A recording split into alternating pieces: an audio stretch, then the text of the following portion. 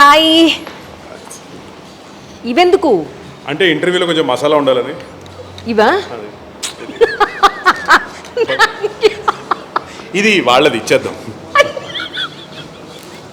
ఇవి కూడా వాళ్ళవే కదా.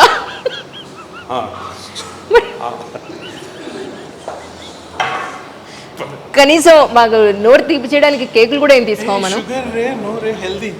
అంతేనా? స్కూల్ బెంచ్ నమస్కారం హేమంత్ గారు. నమస్కారం. నమస్కారం. బా, నాకు చాలా రేర్గా ఎవరైనా నమస్కారం పెడతారు. I'm really so happy to meet you today. నాకు కూడా అండి, but I have an other reason, but go for it. First మీరు చెప్పండి. ఎందుకంటే ఒక్క మాటలో చెప్పాలంటే మీరు ఒకే మీడియాలో ఉన్నాం. యాక్చువల్లీ చాలా రోజులుగా అనుకుంటున్నాం, బట్ ఫైనల్లీ పట్టుకోగలిగాం అనమాట ఈ రోజున. నా రీజన్ ఏంటి చెప్పనా? నేను జేడి చక్రవర్తి ఇంటర్వ్యూ ఫ్యాన్స్ అసోసియేషన్ ప్రెసిడెంట్. నాకు ఆయన సినిమాలు, హీరో ఇవన్నీ పక్కన పెడదాం, ఓకే. కానీ నాకు ఆయన ఇంటర్వ్యూలు స్పెషల్గా ఆయన మీకు ఇచ్చిన ఇంటర్వ్యూ, మీతో చేసిన ఇంటర్వ్యూ, అందులో ఆయన మేఘాలయ నుంచి ఇక్కడి వరకు అన్ని కవర్ చేశారు. అదే పార్ట్ 1 పార్ట్ 2 అయింది. సో నేను ఇప్పటికీ జనరల్గా ఎవరైనా డిప్రెస్ అయితే బ్రహ్మానందం గారి వీడియోలు చూస్తారు అంటుంటారు కదా, నాకు అట్లా నాకు డిప్రెస్ అయితే నేను జేడీ గారి ఇంటర్వ్యూ చూస్తాను మీది. ఇన్ఫాక్ట్ ఇంటర్వ్యూ అయిన తర్వాత నేను ఫస్ట్ ఆయనకు ఫోన్ చేసి చెప్పాలి, నేను కూడా జాయిన్ ద క్లబ్ అని. కానీ మీ జర్నీ చాలా గ్రేట్ జర్నీ అండి, నిజంగా చాలా మందికి తెలియదు యాక్చువల్లీ. ఇప్పుడేమో మంచిదేమో. మీరు కూడా ఇంటర్వ్యూని ముందుకు నడిపించే ప్రాసెస్ ఎక్కడ కనపడలేదు. No it's not like that. నేను మిమ్మల్ని ఫస్ట్ టైం ఆన్ స్క్రీన్ మీద చూస్తుంది ఏంటంటే మా టీవీలో పరమపద సోపాన పటం అనే ఒక గేమ్ షోలో సుమగారు కూడా వచ్చి ఆడారు ఆ గేమ్లో. అప్పుడు అనుకున్నాను, అప్పట్లో మీ బ్రేసెస్ కూడా పెట్టుకున్నారు, గుర్తుందా? అప్పటి మించి మీరు నాకు గుర్తు. ఎంత లాంగ్ జర్నీ అండి నిజంగా. ప్రతి మనిషికి ఒక జర్నీ ఉంటుంది నిజంగా. సో ఆ జర్నీ అంతా నేను తెలుసుకోవాలనుకుంటున్నాను. దానికి ఒక ఇంట్రెస్టింగ్ స్టోరీ చెప్పనా? ప్లీజ్. నేను రేడియోలో పనిచేసామండి. ఆయన మిర్చిలో పనిచేసాను. అంటే నేను లైఫ్లో what ever I don't radio మిర్చి అనేది the best face in my life. Correct. అంటే అందరికీ స్కూల్ చాలా గొప్పగా ఉంటుందంటారు కదా, స్కూల్ ఫ్రెండ్స్ లైఫ్ లాంగ్ ఉంటారంట. నాకు రేడియో మిర్చి ఈజ్ లైక్ ద బెస్ట్. అంటే నేను ఏం జరిగినా మిర్చి వల్లే. నేను ఒక ఫోన్ కాల్లో కూడా మీకు ఒకసారి కనెక్ట్ అయ్యాను, గుర్తుందా? అంటే ఆన్లైన్లో తీసుకున్నారు అప్పుడు. తెలుసు. గుర్తు.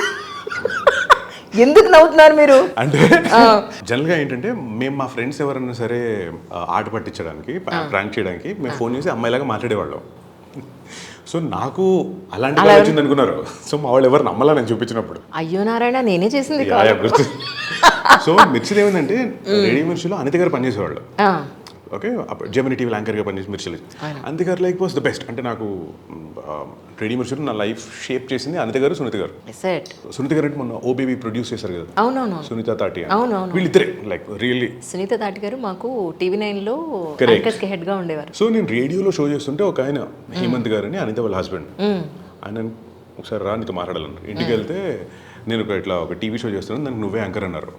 నీకు చాలా భయపడ్డా, ఓకే. కానీ జోక్ ఏంటంటే ఆయన నన్ను చూడటం అదే ఫస్ట్ టైం. ఆయన జస్ట్ విని ఈడో బాగా చేయగలుగుతారని పిలిచారు అంతే. మిగతా చెప్పాలి, it is not something that I looked up, aspired, happied. So of course. కానీ అంటే నా డౌట్ ఏంటంటే మీరు ఫ్రమ్ ద బిగినింగ్ నుంచి ఇదే టాకటివా, లేకపోతే ఎస్పెషల్లీ ఆర్జేగా అయిన తర్వాత మీరు ఇంత టాకటివ్ అయ్యారా అని? లేదండి, నేను ఇట్ జస్ట్ వర్క్డ్.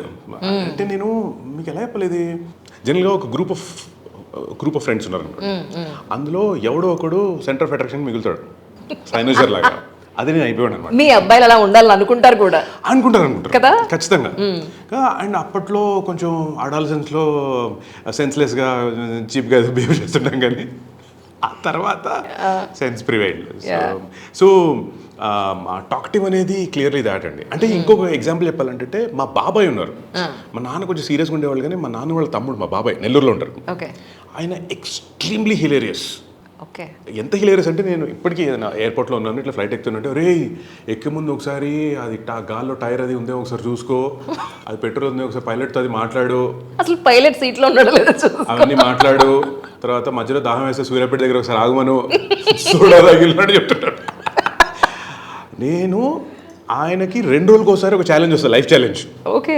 ఆయన ప్రొఫెషనల్లీ అంటే ఆయన ఫ్రెండ్స్, ఫ్యామిలీలో ఉన్న ఫ్రెండ్స్కి ఉన్న ఫ్యామిలీలో ఎవరికి కష్టం వచ్చినా ఫస్ట్ ఫోన్, ఓకే, ఈ టోల్ ఫ్రీ నెంబర్ టైప్, ఆయన అందరి ప్రాబ్లమ్ సాల్వ్ చేస్తాడు.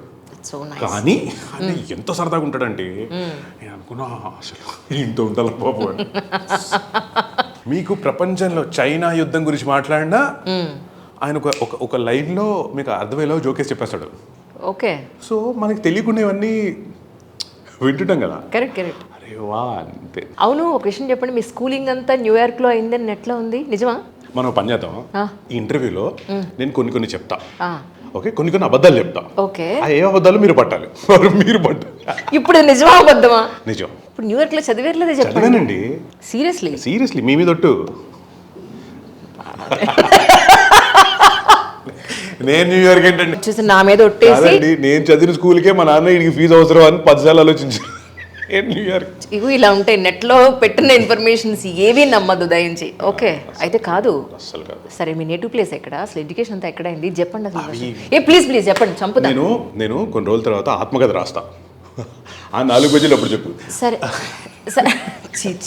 సరే, మీ సిబ్లింగ్స్ ఉన్నారా, మీరు ఒక్కరేనా? అంటే ఉన్నారండి, కానీ నాకు తెలిసి వాళ్ళని ఓన్ చేసుకోవట్లేదు అనుకుంటా మనం చేసిన పనులకి. ఏం చేశారంతా? మా అక్క యూఎస్లో ఉంటుంది. అచ్చా, ఓకే. మా అక్క ఏమంటారు పిహెచ్డి చేస్తుంది, family runs, all that. Okay. మా అన్నయ్య ఆస్ట్రేలియాలో ఉంటాడు, ఒకళ్ళు అమెరికా ఖండం, ఒకళ్ళు ఆస్ట్రేలియా ఖండం, మనం ఆసియా ఖండం. సో ముగ్గురు. ఓకే. జోక్ ఏంటంటే నాకు బాగా గుర్తుంది అది. నేను నా డిగ్రీ నా ఇంటర్మీడియట్ అయిపోయిన తర్వాత నేను లాయలా కాలేజ్కి వెళ్ళా అప్లై చేయడానికి. ఓకే, మా అన్నయ్య Loyola degree college topper, okay. మా అక్క Loyola intermediate college topper. Super. So అవేవి చెప్పకుండా నేను సర్టిఫికేట్ పెట్టి ఆడు నా అప్లికేషన్ ఫామ్ చేసి చింపి పక్కన పడేశాడు చట్టని. మనం గొప్ప స్టూడెంట్ అనమాట. అయ్యో అంతే.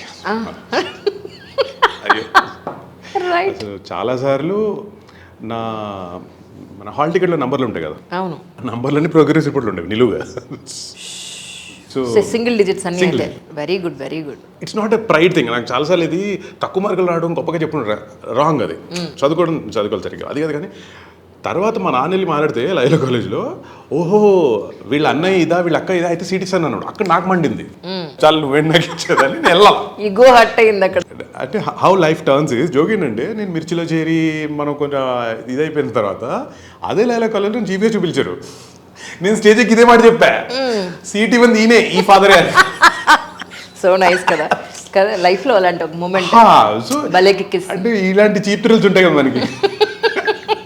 నాకు ఒక జోక్ ఉంది. నాకు నేను రేడియోలో పనిచేసే రోజుల్లో ఒక ఆటో నేను ఫస్ట్ టైం హాయ్ అని అదేంటి ఊరించకు బాయ్ అని బాధ పెట్టకు ఒక లైన్ అదే ఉంటుంది కదండి, ఆటోలో వెనకాల రాస్తుంటారు కదా, ఏడవకరా నన్ను చూసి ఏడవకరా అని, అదే నా డెవలప్మెంట్. అప్పు చేసుకుని ఇవన్నీ నేను మిర్చిలో ఉన్నప్పుడు నేను మా రేడియో మిర్చి కిరణ్, మా గ్యాంగ్ అందరూ, కిషన్ ఒక లైన్ చదివాం. అయితే పిచ్చ ఫన్నీగా ఉంటే ఆయన రోజు మేము కిందకి వెళ్ళి టీ తాగుతుంటే ఆయన వచ్చేవాడు, ఒక యంగ్ ఫెలో. ఆడు అదేంటి ఆటో డ్రైవర్ అయిపోయాడు. ఎందుకు ఆటో డ్రైవర్ అయిపోయాడు అంటే, ఈడ ఇంజనీరింగ్ చేసినాడు, ఈడ love failure, the girl said no, so he got wasted. నాకు చాలా బాధ అనిపించింది. నవ్వు ఇక్కడ వచ్చిందంటే, మరి ఇప్పుడు ఏం చేస్తున్నావు అయ్యా అంటే, నేను ఆటో ఎక్కి ఆ పిల్ల బస్ స్టాప్లో ఉంటే రోజు అక్కడ ఆగి ఆ అమ్మాయి పలానా కుకట్పల్లి అంటే నేను రానని రోజు నో చెప్తున్నా భయ్యా నేను అన్నాడు. ఇదేమనందరూ చీప్ థ్రిల్స్ అంటారు కదా. జీవితం ఇక్కడ ఇలా అయిపోయిందని నేను ఫీల్ అవుతున్నా. సో కదా అరే అనుకున్నా, ఆడు చెప్పంగానే ఇదేమన్నారు. అదే కదా